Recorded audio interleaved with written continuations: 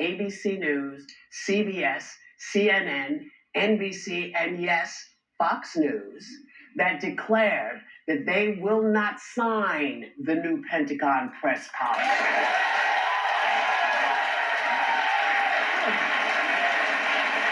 And they say it is without precedent and threatens the core journalistic protections.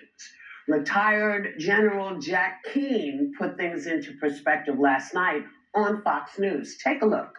What they're really doing, they want to spoon feed information to the journalists, and that will be their story. That's not journalism. Journalism is going out and finding the story and getting all the facts to support it.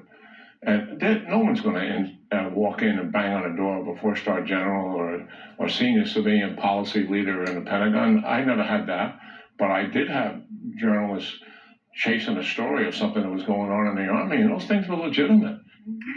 Yes. But Pete Hegseth, and you know who, defended the policy and hinted it may even be used at the White House. Take a look. Will you consider removing new restrictions on the press that reported the Pentagon? And have you spoken to Secretary Hegseth about this? I have. I think he finds the press to be very disruptive in terms of world peace and maybe security for our nation. The press is very dishonest. It used to be, Mr. President, the press could go anywhere, pretty much anywhere in the Pentagon, the most classified area in the world.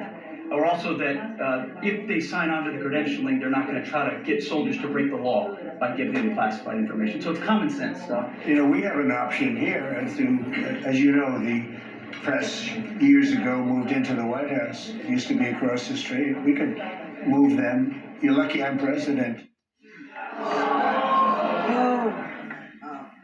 Well, so my question is, are Americans going to be okay with these kinds of restrictions on the media? No, because... I'm sorry, what? Freedom of the press is not a right or left issue. It's an American issue, which is why you're seeing those networks, including Fox News, who don't agree on much, coming together and in the name of that saying no. When the general said, you know, you don't have people spoon feed the news. That's not journalism. It's not. It's propaganda. And that is unique to autocratic societies.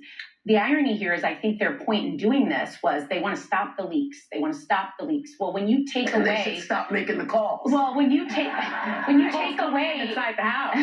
When you take away the fourth estate, which is, not an official branch of government, but just as important in its job to... be accountable, to kind of spotlight transparency, also to hold people accountable when they're doing things. But this is not going to stop leaks. This is going to force those leaks inside the House. So now it will actually have the complete opposite ending than they're hoping for. It's kind of ironic because Hegseth is the leaker in chief. He's the one. Signalgate. He's the one who spilled the beans at Signalgate. That's right. And possibly war plans and everything else. And I think that this is kind of a cover for him in a way. I think he's a problem. He's not qualified for the job. Right. So I think this is a cover up for him. And by the way, if they get rid of all the press, who is Caroline Leavitt going to lie to?